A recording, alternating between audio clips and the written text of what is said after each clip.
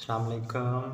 Beta, in this video lecture, I'll be delivering a very important lecture of the pediatrics, not only important in the clinical aspects of the pedia, but very important when it comes to examination point of view in your OSCE and in your MCQ paper. This is the real dawn.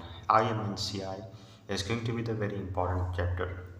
Right, before I really start this particular topic, I must need to mention that the entire presentation is from WHO booklet of the IMNCI, and these notes, this presentation is compiled and written by one of my colleagues, Kanwal. She is too genius, and she actually has such a wonderful job.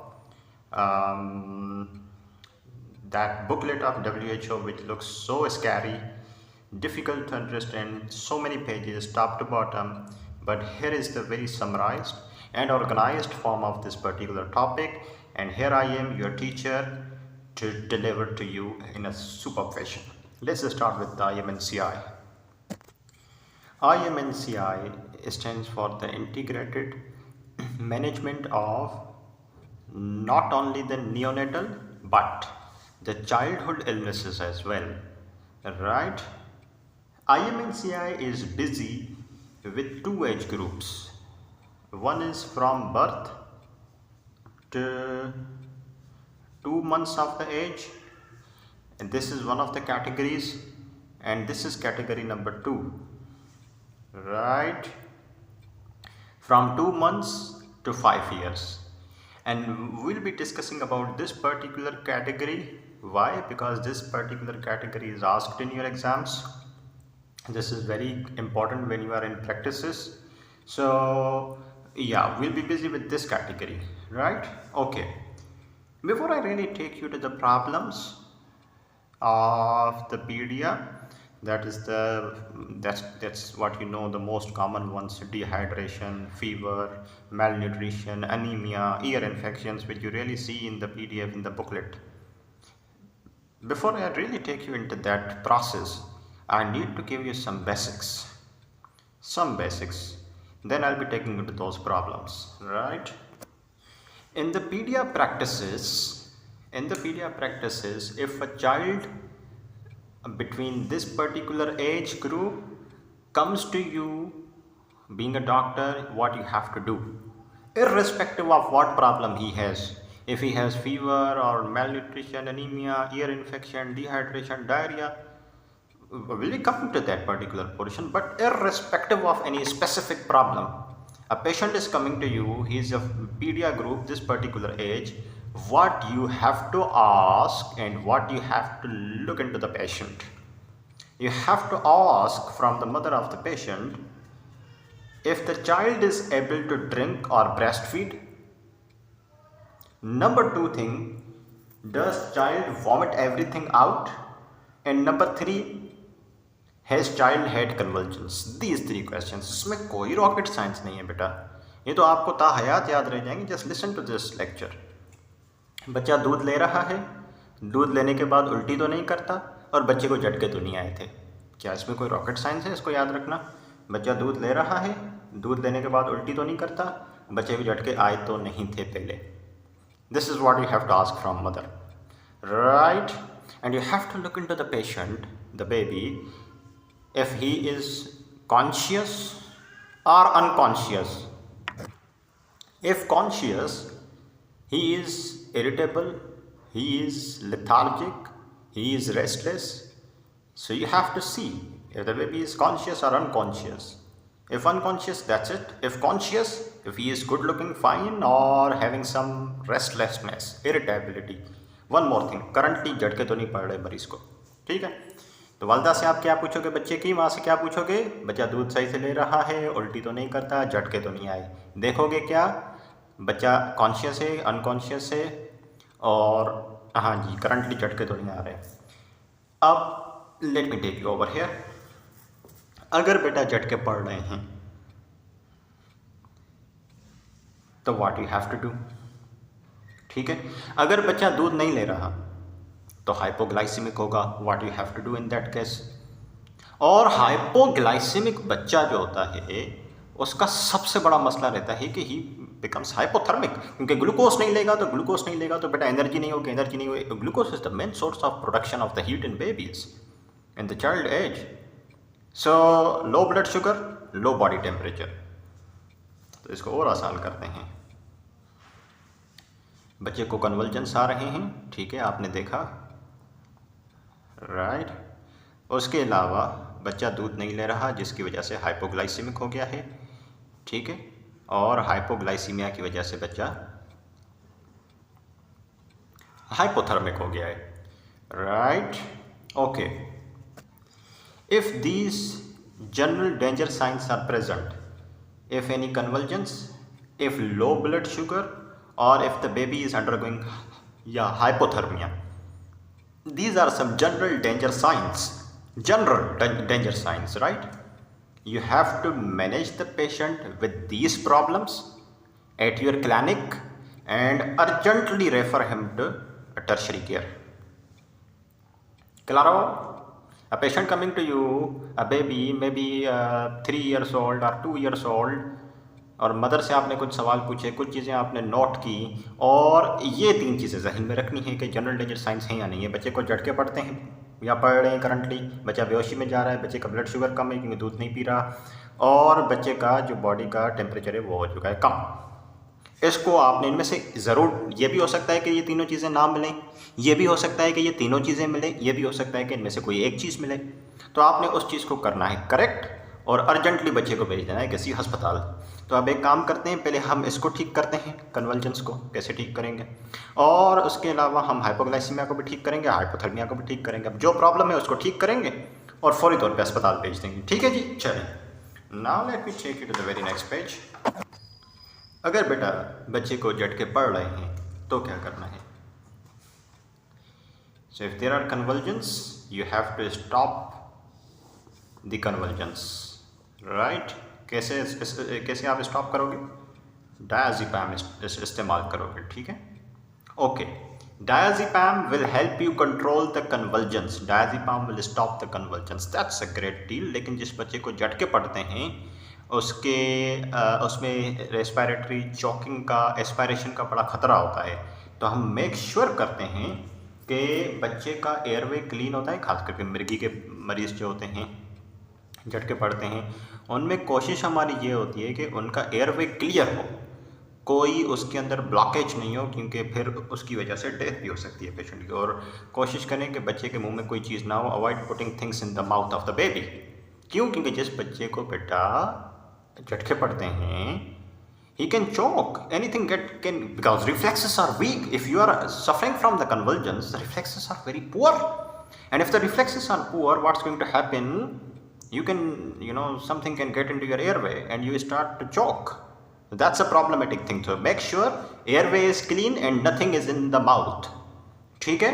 Okay, ये हमने protocol लाजमी इस्तेमाल करना है। चलो जी, ये ठीक हो गया। अब हमने फाइनली डायज़ेपाम इस्तेमाल करनी है कन्वल्जन्स को रोकने के लिए। डायज़ेपाम कहाँ दोगे? अब आपने बोला कि ओरली तो दे नहीं सकते क्योंकि चॉकिंग का खतरा है, तो हम ये देते हैं इसका सल्यूशन डायज़ेपाम का पर रेक्टम देते हैं, ठीक है। एनल ओपनिंग में इसका इंजेक्शन देते हैं, और आपकी इंजेक्शन जो होती है उसकी हम नीडल हटा देते हैं, ऊपर से जो सुई होती है उसको हटा देते हैं, और बाकी जो नीचे वाला हिस्सा होता है उसके थ्रू जो है हम दवा दे देते हैं रेक्टम में, ठीक है जी। इस तरीके से नीडल हटा देते हैं, इस चीज़ का ख्याल रखना, क्योंकि ऊपर से नीडल लगी हुई होगी तो वो जाहिर सी बात है इंजरी कर सकती है, ठीक है। अगर नीडल से नहीं दे रहे तो कैथेटर की मदद से भी दे सकते हो आप डायज़ेपाम, सही है।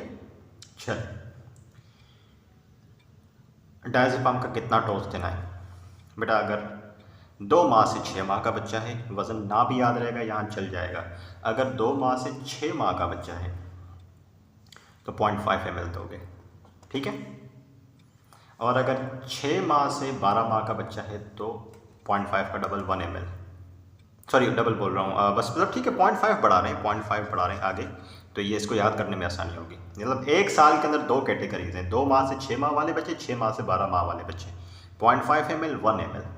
फिर 12 माह से 3 साल के बच्चे उसमें 0.5 ऐड कर दो 1.5 हो जाएगा। फिर 3 साल से 5 साल के बच्चे इसमें 0.5 ऐड कर दो 2 ml हो जाएगा। ठीक है जी, गुड हो गया। अब मुझे थोड़ा सा यहाँ पे रिकैप करवाओ जल्दी। चलो, 1 साल के अंदर 2 कैटेगरीज बनाओ, 2 माह से 6 माह वाले बच्चे, 6 माह से 12 माह वाले बच्चे, और इसके अलावा 1 साल से 3 साल वाले बच्चे और 3 साल से 5 साल वाले बच्चे। आई होप मैंने ठीक लिखा है। कितना डोज रहता है यहाँ पे? 0.5 ml चलेगा यहाँ, 1 ml यहाँ, 1.5 ml यहाँ, 2 ml। कोई रॉकेट साइंस है इसके अंदर? नहीं है। ये आपने एक शॉट दिया डायज़ेपाम का, कन्वर्जेंस स्टॉप हो जाते हैं, वेरी गुड। अगर नहीं होते स्टॉप आफ्टर 10 मिनट्स तो repeat the dose of the diazepam. Patient आया आपके पास, आपने देखा बच्चे में जनरल डेंजर साइंस हैं, और जनरल डेंजर साइंस की तो लिस्ट है, उसमें हाइपोग्लाइसीमिया है, हाइपोथर्मिया है, कन्वल्जेंस है। आपने देखा बच्चे में झटके पड़ रहे हैं, तो आपने कुछ भी नहीं करना, मेक श्योर करना है कि एयरवे क्लियर है। और झटकों से बचने के लिए आपने क्या देना है बच्चे को? मैं बहुत लोकल लैंग्वेज इस्तेमाल कर रहा हूँ ताकि आपको याद हो जाए बेटा।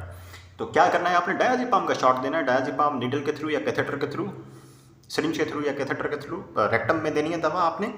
और ये रहा डोज आपके सामने। 1 साल के अंदर 2 कैटेगरी बनाओ, फिर ये 5 साल के लेवल तक। ठीक है, 10 मिनट तक ठीक नहीं होता, डायज़ेपाम का डोज रिपीट करो, दैट्स इट। तो पहला मसला क्या था बच्चों? जनरल डेंजर साइंस में पहली चीज़ थी कन्वर्जेंस, उसको हमने कर लिया डील, प्रॉब्लम हो गया हल। दूसरी जनरल डेंजर साइन क्या बताई थी बेटा? हाइपोग्लाइसीमिया। अब चलो इस हाइपोग्लाइसीमिया को ठीक करते हैं। बच्चे की शुगर लेवल कम हो गया है। बच्चे का शुगर लेवल क्यों कम हो गया है? क्योंकि बच्चा फीड नहीं कर रहा। ठीक है, चलें अब हम देखते हैं जनाब इसी चीज़ को कि लो ब्लड शुगर को कैसे प्रिवेंट करें या ट्रीट करें। देखो बेटा, 3 सूरत हाल हो सकती हैं। अगर लो ब्लड शुगर हो चुकी है, अगर लो ब्लड शुगर हो चुकी है, ठीक है, तो 3 सूरत हाल हो सकती हैं। या तो बच्चा दूध पी सकता है, ठीक है, सक भी कर सकता है बच्चा, और स्वालो भी कर सकता है। ठीक है, एक ये सिचुएशन है। दूसरी ये है कि बच्चा सक नहीं कर पा रहा, लेकिन अगर मुंह में दूध आ जाएगा तो फिर वो स्वालो ज़रूर कर लेगा। ठीक है, और तीसरी कंडीशन है बच्चा ना सक कर पा रहा है, ना ही स्वालो कर पा रहा है। इन तीनों में से ये तो आइडियल कंडीशन है, सक भी कर पा रहा है और स्वालो भी कर पा रहा है। So the best thing is to ask the mother to breast feed the child. This is the superb remedy. Mother's breast milk is the real goodness for the baby. Just ask the mother, breastfeed the child, it's going to be everything good. But what about the thing when he cannot suck it, but he can swallow?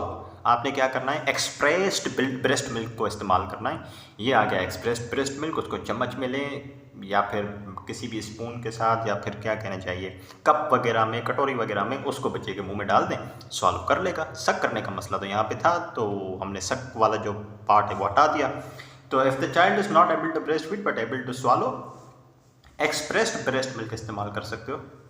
ठीक है, mother का expressed breast milk, अगर mother नहीं है तो फिर breast milk का कोई सब्स्टिट्यूट दे सकते हो, वो आपकी चॉइस है, लेकिन निकाला हुआ दूध चाहिए। ठीक है, अगर ना ब्रेस्ट मिल्क मौजूद है एक्सप्रेस्ड, ना सब्स्टिट्यूट मौजूद है, तो क्या करें? यानी कि मिल्क अवेलेबल ही नहीं है, मिल्क अवेलेबल ही नहीं है, तो फिर आपने क्या करना है? शुगर वाटर इस्तेमाल कर सकते हो, शुगर वाटर इस्तेमाल कर सकते हो। 30 to 50 ml of the sugar water. ठीक है, 30 to 50 ml of the sugar water. आपने 50 ml सोल्यूशन बनाना है, उसके अंदर 1 चम्मच शुगर का, और बच्चे को पिला दो, क्योंकि स्वालो तो कर सकता है, ईजी एज पॉसिबल। अब मसला है बेटा, ना बच्चा सक कर पा रहा है, ना स्वालो कर पा रहा है। इसमें हम क्या करें? इसमें हम ये करते हैं कि पहला ऑप्शन जो है वो तो आप या एनजी पास कर दो, स्वालो नहीं कर पा रहा तो एनजी पास कर दो। एनजी में फिर आप या तो आपकी मर्ज़ी है कि मिल्क दो, एक्सप्रेस्ड मिल्क, अगर मिल्क नहीं है तो शुगर वाटर दे दो। ठीक है, और अगर एनजी की सहूलत आपकी क्लिनिक पे अवेलेबल नहीं है तो फिर क्या करें? अब कैसे स्वालो कराएं बच्चे को? अब क्या करते हैं बेटा, 1 टीस्पून शुगर के अंदर 2 कतरे पानी के। आप तो बोलेंगे डॉक्टर साहब ये तो काफ़ी गाढ़ा हो जाएगा। अरे बेटा, अगर इसको ज़्यादा डाइल्यूट कर दें, 1 टीस्पून शुगर को ज़्यादा डाइल्यूट कर दूंगा पानी डाल के, तो सॉल्व तो कर नहीं पा रहा बच्चा। तो मैंने करना कुछ ये है बेटा कि इसको मैंने सब लिंगुअली देना है। अगर बच्चा आपका सॉल्व नहीं कर पा रहा तो एक तरीका है एनजी डाल दो या फिर सब लिंगुअली फीड दो। सब लिंगुअली फीड रखने से क्या होगा, जो सब लिंगुअल माइक्रो सर्कुलेशन होती है वो बहुत एक्सटेंसिव होती है, डायरेक्टली उसमें सर्कुलेशन में चला जाएगा और लो ब्लड शुगर ठीक हो जाएगी। ठीक है, तो सब लिंगुअल स्पेस में रखने के लिए मुझे जो फीड चाहिए वो ज़्यादा डाइल्यूट नहीं चाहिए। अगर ज़्यादा डाइल्यूटेड होगी तो जाहिर सी बात है पूरे मुंह में फैल जाएगी। मैं चाह रहा हूँ कि वो फीड वहाँ पे रहे, तो उसके लिए मुझे क्या करना पड़ेगा, 1 टीस्पून शुगर के अंदर सिर्फ 2 कतरे पानी के डालने पड़ेंगे, ज़्यादा नहीं। और उसको आप बच्चे की ज़ुबान के नीचे रख दें, नीचे माइक्रो सर्कुलेशन है उसमें बेहतरीन तरीके से फीड चली जाएगी and he will be having a very happy good life. That's it, right, not to complicate. चलें जी, सबसे पहला मसला था हमारा, पहला जनरल डेंजर साइन जो हमने डील किया, कन्वल्जन्स। ठीक है, इसमें हमने क्या किया, बच्चे का एयरवे सिक्योर किया और डायज़ेपाम दी, बेहतरीन। दूसरा जनरल डेंजर साइन था हमारे पास, बच्चे की ब्लड शुगर लो हो गई है। ठीक है, अब ब्लड शुगर अगर बच्चे की लो हो गई है तो 3 ऑप्शन मैंने बताया आपको। बच्चा शक भी कर पा रहा है, स्वालो भी कर पा रहा है। यहाँ पे शक नहीं कर पा रहा लेकिन स्वालो कर लेता है। यहाँ पे शक भी नहीं कर पा रहा, ना ही स्वालो कर पा रहा है। अगर बच्चा शक स्वालो कर सकता है बेटा तो उससे अच्छा क्या हो सकता है कि बच्चे मदर की ब्रेस्ट बच्चे पे लगा दो, तो ब्रेस्ट फीड करवा दो, गुड हो गया काम। इस केस में क्या करें, शक नहीं कर पा रहा ना, स्वालो तो कर पा रहा है ना, तो एक्सप्रेस्ड मिल्क मदर का, अगर मिल्क नहीं है तो 30-50 ml आप शुगर वाटर बना लो, 30-50 ml शुगर वाटर बना लो, मसला हल हो गया। हमने तो शुगर ही पूरी करनी है ना। और अगर शक भी नहीं कर पा रहा, स्वालो भी नहीं कर पा रहा, तो क्या करें, एनजी या फिर क्या करें, सब लिंगुअल दे दो। क्या अगर मिल्क अवेलेबल है तो गुड, लेकिन मिल्क सब लिंगुअल पॉसिबल नहीं है, अपॉलॉजीज, वो तो फिर पूरे माउथ में स्प्रेड हो जाएगा। क्या देना है सब लिंगुअली, शुगर 1 टेबल स्पून में 1 से 2 कतरे पानी के। ठीक है, I hope this is clear to you. This was the general danger sign 1, this was the general danger sign 2। Can you help me बेटा remind general danger sign 3, low body temperature. Low body temperature को कैसे deal करेंगे, low temperature को बेटा manage करने का सबसे बेहतरीन तरीका ये है, आप शुगर लेवल को मैनेज करो। शुगर लेवल रीस्टोर करोगे, आपके बॉडी टेम्परेचर भी रीस्टोर हो जाएगा। और इंक्यूबेटर की सहूलत है, और ब्लैंकेट उसके ऊपर ओढ़ लो, कैंगरू केयर है, स्किन टू स्किन। मतलब कहने का ये है कि मेन चीज़ जो है हमने ये चीज़ ठीक करनी है, इससे हाइपोथर्मिया भी कंट्रोल हो जाएगी। So this is the basic you need to know. Now I will be taking you to the illnesses, the illnesses which are very much famous and you guys know. What are those? Starting with the very first, that is the cough, right? Cough के बाद I'll be discussing the dehydration due to diarrhea and few more things like fever, anemia and so many things. Starting with this very first.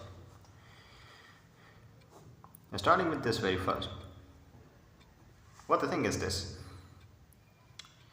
But what happens is, let me tell you,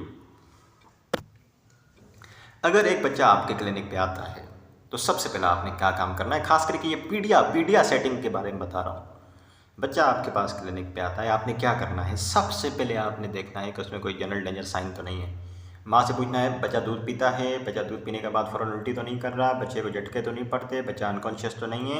इन चारों में से कोई भी एक चीज़ है तो उसको ठीक करो, अर्जेंटली अस्पताल भेजो, यही हमने पीछे डिस्कस किया।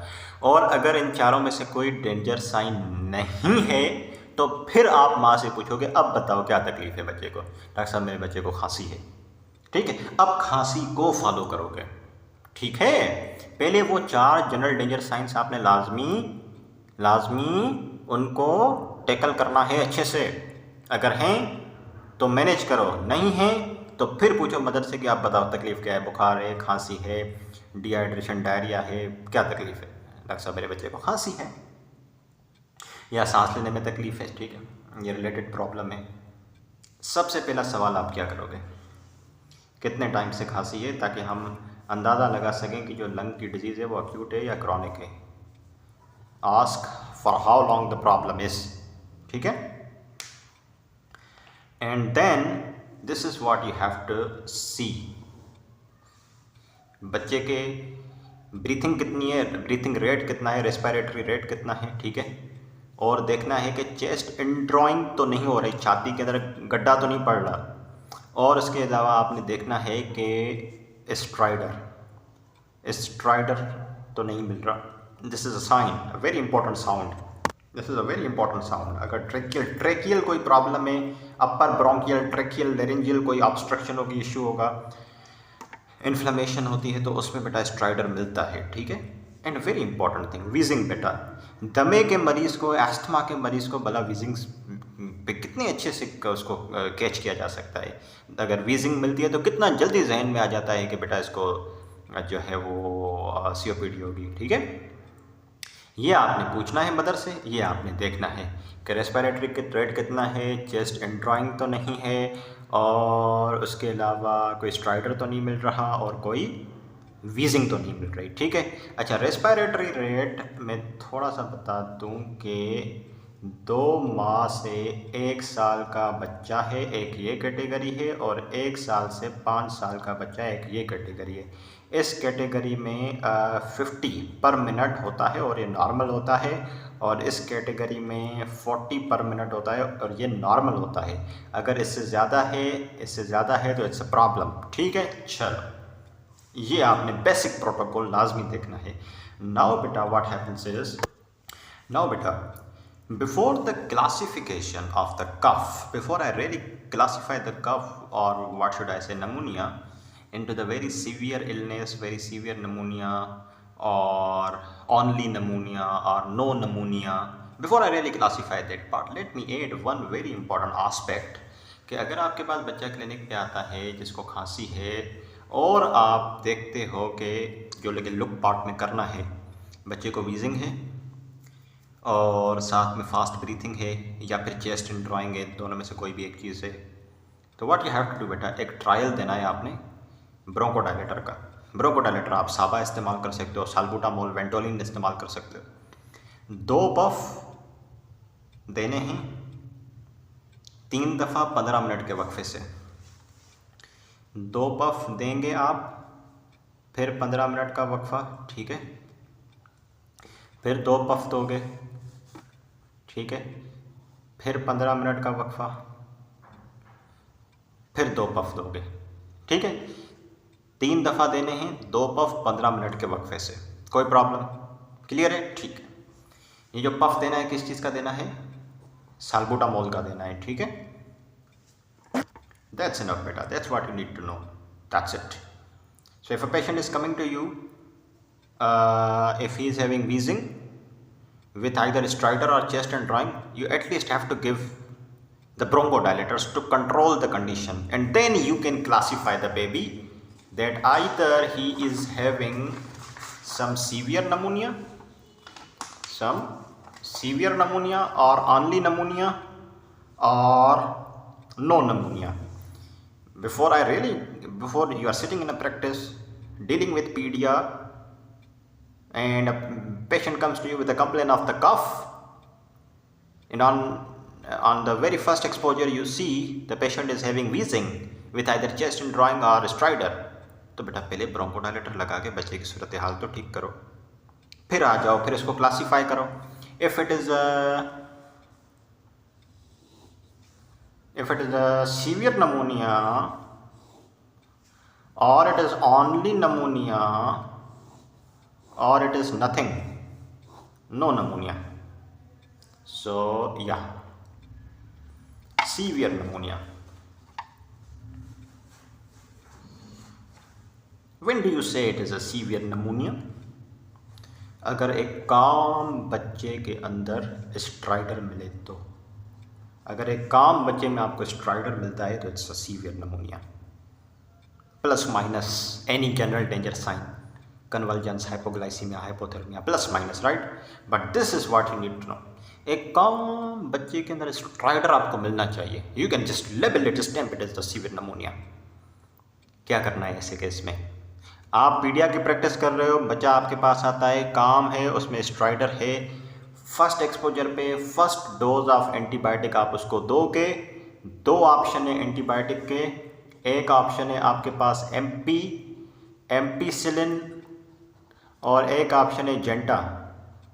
अब इतने तो बड़े आप हो गए ये समझ आ जाए आपको। It's gentamicin and ampicillin, right. MP का लगता है 50 मिलीग्राम पर केजी का टीका और जेंटा का लगता है 7.5 मिलीग्राम पर केजी का टीका। ये याद रखो, काम आएगा, ठीक है।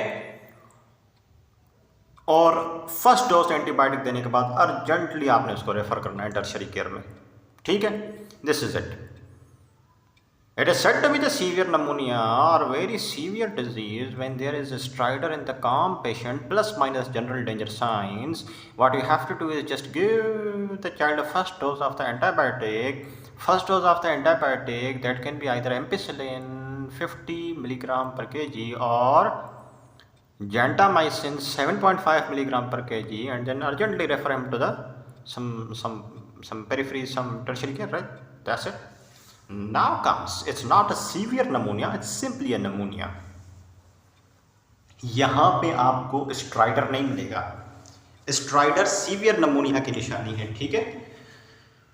तो नमूनिया में क्या मिलेगा? चेस्ट इनड्रॉइंग और फास्ट ब्रीथिंग। अगर आपका बच्चा 2 माह से 1 साल तक का है तो नॉर्मल इसमें ब्रीथिंग होनी चाहिए 50, और अगर 1 साल से 5 साल का बच्चा है तो इसमें नॉर्मल रेट होना चाहिए 40। अगर 50 से ज़्यादा है तो हम कहेंगे फास्ट ब्रीथिंग है, 40 से ज़्यादा है तो हम कहेंगे फास्ट ब्रीथिंग है। जो चेस्ट में गड्ढा मिले, एंड्रॉइंग मिले और या फिर हाँ जी फास्ट ब्रीथिंग मिले, what do we call it? It's pneumonia. क्या करना है? एंटीबायोटिक ऑन करो। कौन सी एंटीबायोटिक ऑन करोगे? जो सीवियर नमूनिया में दी थी? नहीं, यहाँ 5 दिन का कोर्स चलाओगे एमॉक्सिल का, ठीक है। एमॉक्सिल का कोर्स चलाओगे, एंटीबायोटिक इन्फेक्शन को अच्छा कवर करेगी, ठीक है। और सांस लेने में तकलीफ है, डॉक्टर साहब सांस नहीं आती, इससे इन्फेक्शन ठीक होगा, टाइम लगेगा। डॉक्टर साहब सांस नहीं होती, ज़ोर से सांस लेती हूँ, बाहर निकालती हूँ, सीटियों की आवाज़ आती है, दैट इज़ द वीजिंग। और इस केस में सांस नहीं आती, सांस फूलती है, तो आपने ब्रोंकोडायलेटर देना है। इनहेल्ड ब्रोंकोडायलेटर, इनहेल्ड साबा, इनहेल्ड साल्बुटामोल, वेंटोलिन। और कितना आसान करूँ बेटा, वेंटोलिन। ये तो आप इतने बड़े हो गए हो, आप फाइनल ईयर में आ गए हो, इतना तो आपको चीज़ें पता होंगी ना, बस थोड़ा बहुत तो मेडिकल स्टोर साइड आपको पता होगी। हाँ, तो करना क्या है बच्चों कि इनहेल्ड ब्रोंकोडायलेटर आपने देना है, साबा देना है, that is most preferably the salbutamol 5 दिन के लिए, सांस लेने में तकलीफ नहीं होगी, ठीक है। अच्छा, बस ये करना है और कुछ भी नहीं करना, सिंपल। एंटीबायोटिक दे दिया, ब्रोंकोडायलेटर दे दिया, दैट्स इट। एक एडिशनल बात ऐड कर रहा हूँ, अगर वो है तो ठीक है, वरना छोड़ दो। अगर बच्चा कफ की हिस्ट्री दे रहा है 14 दिन से ज़्यादा की और रिकरेंट वीज है, तो we can suspect it to be TB और एस्थमा। हम तो एज ए नमूनिया डील कर रहे हैं ना, इसको एज ए नमूनिया इसको डील कर रहे हैं। अगर कफ को 2 हफ्ते से ज़्यादा टाइम और साथ में व्हाट शुड आई से, कफ को 2 हफ्ते से ज़्यादा टाइम और साथ में रिकरेंट वीजेस हैं, तो इस केस में we can suspect it to be TB और दमा। You have to be careful, right? Okay, antibiotic भी डाल दी इन्फेक्शन रोकने के लिए, ब्रोंकोडायलेटर भी दे दिया सांस की तकलीफ़ के लिए, दोनों 5 दिन के लिए देने। अब मदर को एडवाइस करना है कि वापसी कब आना है। अगर बच्चा दूध ना पिए, दूध पी के उल्टी करे, ठीक है, सांस बहुत ज़्यादा ले रहा हो और सांस लेने में तकलीफ़ हो, बुखार आ रहा हो, वापसी लेके आना है। इसको छोड़ो, खुद सोचो, जस्ट समथिंग वेरी बेसिक। अगर दूध ना पिए, दूध पी के उल्टी करे, बुखार आए, सांस लेने में तकलीफ़ हो, सांस ज़्यादा ले रहा हो, ज़ोर ज़ोर से, वापस लेके आओ। इसमें कोई रॉकेट साइंस है भला? नथिंग। 5 दिन आपने कोर्स चलाना है दोनों का, और उसके बाद फॉलोअप के लिए ले आओ। 5 दिन के बाद दोबारा दिखाने ले आओ आप बच्चे को, ठीक है। और फिर फॉलोअप पे आप मदर ले आएगी 5 दिन के बाद, और फिर आप क्या देखोगे 5 दिन के बाद? ऑन फॉलोअप आप सबसे पहला काम करोगे, जनरल डेंजर साइन है या नहीं है, कन्वर्जेंस है नहीं है, हाइपोग्लाइसीमिया हाइपोथर्मिया है नहीं है, जिस मसले से पहले आया था आपके पास बच्चा, अब वो फॉलो अप पे आया है, कफ और डिफ़िकल्टी ब्रीथिंग का देखना है, वही सारी चीज़ें। स्ट्राइडर है नहीं है, चेस्ट इंट्राइंग है नहीं है, रेस्पिरेटरी रेट ज़्यादा है नहीं है, और क्या होना चाहिए, वीजिस हैं नहीं हैं। अगर वो चीज़ें अभी भी हैं तो 5 दिन जो एंटीबायोटिक चलाई थी वो किसी काम की नहीं रही। और अगर ये सारी चीज़ें ख़त्म हो गई हैं, बच्चा दूध भी ले रहा है, बुखार भी नहीं आ रहा, बच्चे को सांस लेने में तकलीफ भी नहीं है, रेस्पिरेटरी रेट भी नॉर्मल है, कोई स्ट्राइडर नहीं है, कोई वीजिस नहीं है, तो मतलब एंटीबायोटिक डोज को जो एंटीबायोटिक का कोर्स था पूरा हो गया और बच्चा ठीक हो गया। अगर क्या ये प्रॉब्लम्स हैं जो मैंने वर्बली बोली, तो फिर तो बेटा अर्जेंटली बच्चे को आपने रेफ़र करना है। अगर ख़ास करके आप स्ट्राइडर मिलता है तो फॉलो अप पे। अगर ये प्रॉब्लम्स मिलती हैं जैसे कि चेस्ट एंड ड्राइंग है, या फिर इंक्रीज्ड रेस्पिरेटरी रेट है, फीवर है, तो इस केस में बेटा आपने अर्जेंटली रेफ़र करना है। जब पीछे हमने डिस्कस किया इस तकलीफ़ के साथ बच्चा आ रहा था, chest and drawing, increased breathing rate, तो हम बच्चे को रेफ़र नहीं कर रहे थे। पीछे हमने सीवियर नमूनिया में डिस्कस किया, स्ट्राइडर होगा तो अर्जेंटली रेफ़र करोगे, ठीक है। और पीछे हमने ये डिस्कस किया कि चेस्ट एंड ड्राइंग और इंक्रीज ब्रीथिंग रेट हो तो उसको हम एमॉक्सिल 5 दिन चलाते हैं, अर्जेंटली रेफ़र नहीं करते। अगर बच्चा फॉलो अप पे आता है, फॉलो अप पे स्ट्राइडर मिलता है तो फिर तो लाजमी रेफ़र करना है। और अगर फॉलो अप पे आपको ये चीज़ें मिलती हैं तो भी अर्जेंटली रेफ़र करना है। अब मज़ीद क्या चलाओगे, 5 दिन एंटीबायोटिक चला दी, अब अर्जेंटली आपको रेफ़र करना पड़ेगा। लेकिन अगर चीज़ें कंट्रोल हो गई हैं, ब्रीथिंग स्लो हो गई है, चेस्ट एंड ड्राइंग नहीं है, सब चीज़ें ठीक हो गई हैं, बुखार नहीं है, बच्चा दूध पी रहा है, that's it, no need to worry, everything is fine now. अब तक हमने क्या पढ़ा बेटा? सबसे पहले बच्चे को सीवियर नमूनिया थी, बच्चे को थी सीवियर नमूनिया। क्या निशानी है सीवियर नमूनिया की? स्ट्राइडर। आपने क्या किया, फर्स्ट डोज दिया एंटीबायोटिक का, एमपी या जेंटा का कवर दिया और अर्जेंटली रेफ़र कर दिया। गुड। अब क्या मामला है, अब ओनली नमूनिया, तो क्या इसमें स्ट्राइडर मिलेगा? नो। क्या मिलेगा इसमें? चेस्ट एंड ड्राइंग मिल सकती है, गुड, या फिर और रेस्पिरेटरी रेट इंक्रीज मिल सकता है, ठीक है। इस केस में क्या करना है, अर्जेंटली हॉस्पिटल भेजना है? नहीं, ये हम मैनेज करेंगे, ठीक है। क्या करना है, एक एंटीबायोटिक डालो, कौन सी डालूँ? एमॉक्सिसिलिन डाल दो, ठीक है। कितने दिन के लिए? 5 दिन के लिए। अगर बच्चे को वीजिस हैं, सांस लेने में तकलीफ हो रही है, तो एक इनहेल्ड ब्रोंकोडायलेटर भी डाल दो 5 दिन के लिए, गुड हो गया। मदर को एडवाइस करो कि कब वापसी आना है, ठीक है, गुड हो गया, बेहतरीन। बस इतना सा बता दो वो 4-5 चीज़ें मदर को कि कब वापसी आना है। और तकरीबन 5 दिन के बाद जब एंटीबायोटिक का कोर्स पूरा हो जाएगा तो फॉलो अप मदर ने, ये काम की बात है बेटा, फॉलो अप कितने टाइम पे होता है ये ज़रूर याद रखना, ठीक है। 5 दिन के बाद फॉलो अप पे मदर आएगी और फिर आप देखो कि क्या मामला हैं। अगर बच्चा बिल्कुल ठीक है, no strider, no chest and drawing, no increase respiratory rate, no fever, good diet, that's very good news. अगर बच्चा फॉलो अप पे आ रहा है, स्ट्राइडर लेके आ रहा है, अब जो कि पहले कॉल पे नहीं था, अब स्ट्राइडर लेकर आया है, अर्जेंटली भेजो हॉस्पिटल। अब बच्चा अगर इवन चेस्ट एंड ड्राइंग और इंक्रीज रेस्पिरेटरी रेट के साथ भी आया है तो भी अर्जेंटली हॉस्पिटल भेजोगे, ठीक है। चलो, क्योंकि एंटीबायोटिक से कवर नहीं हुआ। एमॉक्सिसिलिन का कितना डोज दोगे, इस पर थोड़ा बात करता हूँ। ये कितना इस्तेमाल किया था? 50 मिलीग्राम पर केजी या 7.5 मिलीग्राम पर केजी। एमॉक्सिल कितना इस्तेमाल करेंगे? इससे पहले बेटा कौन सी ड्रग का मैंने डोजेज बताई थी? डायज़ेपाम। 2 माह से 6 माह, 6 माह से 12 माह, 12 माह से 3 साल, 3 साल से 5 साल। डोज याद आ रहा है? 0.5 ml, 1 ml, 1.5 ml, 2 ml। अब एमॉक्सिल है। एमॉक्सिल को अनफॉर्चुनेटली हम उस तरह से डिवाइड नहीं करते जिस तरह से डायज़ेपाम था। इसका 2 माह से 12 माह, ये एक ही कैटेगरी हमने बना ली। डायज़ेपाम के केस में हमने यहाँ से 2 कैटेगरीज बनाई थी, 2 माह से 6 माह का बच्चा और 6 माह से 12 माह का बच्चा। खैर यहाँ पे एक कैटेगरी है और फिर ये दूसरी वही है, 12 माह से 3 साल का बच्चा और 3 साल से 5 साल का बच्चा, ये वही कैटेगरी है, सही है। बच्चे को 5 ml सिरप देना है इस एज में, इस एज में 10 ml सिरप देना है, इस एज में 15 ml सिरप देना है, ठीक है। 5 करके बढ़ रहा है, ठीक है। और अगर टेबलेट, जो कि पॉसिबल तो नहीं है देना, लेकिन बहरहाल पता होना चाहिए कि इस एज में 1 टेबलेट, 2 टेबलेट, 3 टेबलेट, ठीक है, दिन में 2 दफ़ा 5 दिन के लिए। वो तो मैंने पहले ही बताया था कि 5 दिन के लिए 5 ml सिरप पिलाना है, ठीक है। 1 साल के बच्चे को दिन में 2 दफ़ा, 3 साल का बच्चा है 10 ml दिन में 2 दफ़ा, 5 साल का बच्चा है 15 ml दिन में 2 दफ़ा। बेटा क्या रॉकेट साइंस है इसके अंदर, क्यों नहीं याद रहेगा, ये लाजमी याद रहेगा। Done with severe नमूनिया, only नमूनिया, now comes everything is a good, everything is good, no pneumonia at all, no cough, nothing, no signs of pneumonia, severe pneumonia, that is nothing, no stridor, no chest indrawing, no increased respiratory rate, this is called the no pneumonia. अच्छा, अब इस case में क्या करना है, इस case में ये करना है कि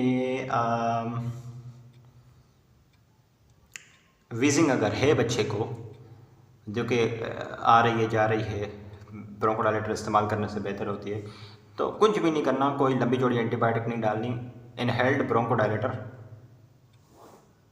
5 दिन के लिए बस, और कुछ नहीं।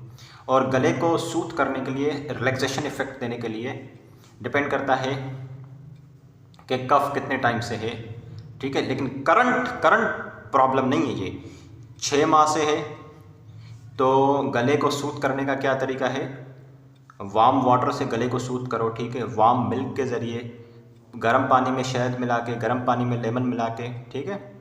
और अगर 6 माह से कम का टाइम हुआ है तो फिर सिर्फ एक्सक्लूसिव ब्रेस्ट फीडिंग, नथिंग। मैं कहना ये चाह रहा हूँ, no नमूनिया is not a problem, everything is good over here. Then why we are here for? I want to put into your mind that if the patient had wheezes a time back and it is recurring, तो wheezes के लिए बोलना है माँ को कि अगर हों तो 5 दिन के लिए ब्रोंकोडायलेटर इनहेल्ड इस्तेमाल करना है, ठीक है। और थ्रोट को सूथ करने के लिए, ताकि खांसी ना हो, तो पहला ऑप्शन है वार्म वाटर, वार्म मिल्क, या फिर वार्म वाटर के अंदर दोनों में से कोई एक चीज़, शहद डाल दो या फिर लेमन वाटर डाल दो, ठीक है। और अगर 6 माह से छोटा बच्चा है, अगर 6 माह से, ये कब की प्रैक्टिस है, जब बच्चा 6 माह से बड़ा हो। अगर 6 माह से छोटा बच्चा है तो कुछ भी नहीं करना, कोई चक्करों में नहीं पड़ना, exclusive breast feeding is really good to soothe the throat, that's it, right? कोई प्रॉब्लम नहीं है नमूनिया के अंदर, हमने इस गले को सूथ कर दिया, ज़रूरत पड़ने पर ब्रोंकोडायलेटर देंगे, अदरवाइज़ नहीं। हाँ, मदर को अलबत्ता हमने एडवाइस ज़रूर करना है कि क्या हो तो लेकर आना है बच्चे को।